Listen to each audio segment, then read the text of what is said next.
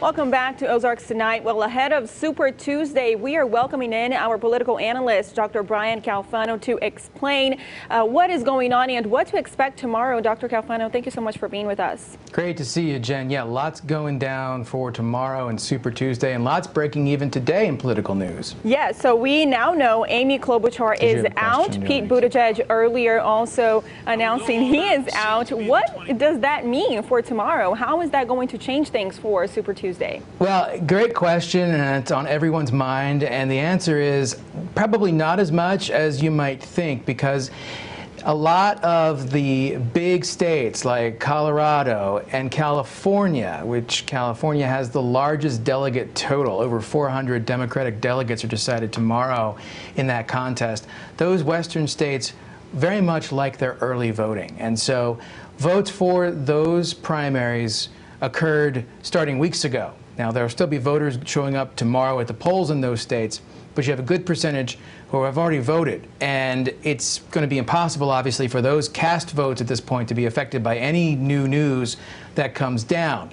Moving forward, however, particularly when you talk about Biden consolidating his position, places like Missouri, Florida, Ohio, other places that take votes after tomorrow, then you're potentially looking at Biden truly emerging as this centrist favorite, because Buttigieg, though he wasn't clear in endorsing anyone, there's the hint that he essentially is backing Biden. There's some closeness in their relationship. And Klobuchar, of course, has already come out and said that she's going to endorse Biden. So when you look at this overall, this is all good news for Biden, but there's still that billionaire in the race who is also trying to occupy that center lane. Of course, I'm talking about former New York Mayor Michael Bloomberg, who has hundreds of times the dollars, the financing that Biden has, and has essentially bought himself a decent position in the national polls. Of course, tomorrow is Bloomberg's debut as a candidate on these ballots. And so has he been hurt by his relatively weak performances in the last couple of Democratic debates? Senator Elizabeth Warren excoriated Bloomberg, and Bloomberg really didn't have a very strong or forceful or effective response to Warren's criticisms.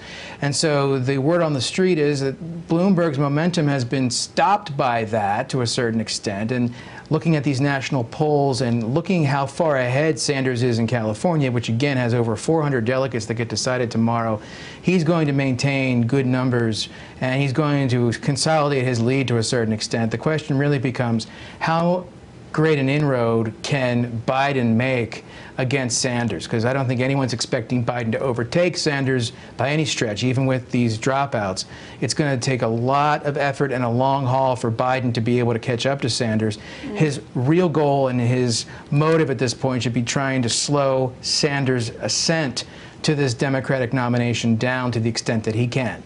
Okay, so I just want to be clear. You talked a lot about Bloomberg, and then you mentioned Sanders. So who do you think is going to be a bigger threat for Joe Biden at this point? It sounded like you were saying Bloomberg, but then now with Sanders, you say it will be hard for Biden to catch up to Sanders. Who do you think then will be a bigger threat for him come tomorrow and then moving forward? The bigger threat right now is Bloomberg, because you got to think Bloomberg and Biden are taking from the same pool of voters, those who are looking for some kind of moderate to go against President Trump. The conventional wisdom, Jen, is that the Democrats need to nominate someone who is not as far left politically as Bernie Sanders to be able to win. That may or may not be true, but if you're someone who is concerned that the Democrats nominate someone who is too far left to effectively take on President Trump later this year, then your safest bets are Biden or Bloomberg, and therefore Bloomberg staying in this race, Bloomberg doing better, has to hurt Biden.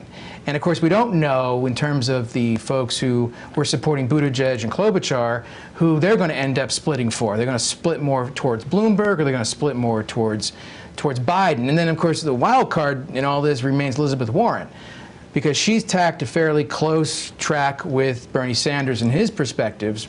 But if she continues to underperform tomorrow and on through the rest of the week into next week, and she's looking like she doesn't have much of a path at all to the nomination, no matter if she stays in, there will be a percentage of those who are supporting her who will have to make a hard choice and a decision to go either back Sanders because of ideological consistency, or they want to back someone like Bloomberg or Biden because they think that those two would have a better shot at taking on President Trump. It's the dance that gets done all the time in American politics during a presidential election cycle. There is the question of, do you run too far to the right as a Republican or too far to the left as a Democrat, and does that hurt your general election chances? So, in the long run, it's Sanders Biden has to worry about. But in the short run, meaning for tomorrow night and for the next couple of contests, including Missouri next Tuesday, it's going to be Bloomberg.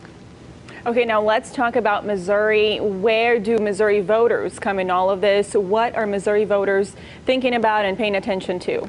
Well, the Democrats are looking at trying to figure out a way to get rid of President Trump, obviously. And I think the microcosm that is Missouri and Missouri Democrats essentially is a group that's reflected in their concerns around the country, around the Democratic Party nationally, and that is, are we going to go too far to the left, or are we going to find someone who's more of a moderate? And if we get a moderate, will that individual be exciting enough for the base to have enough momentum to go against Trump and to beat him?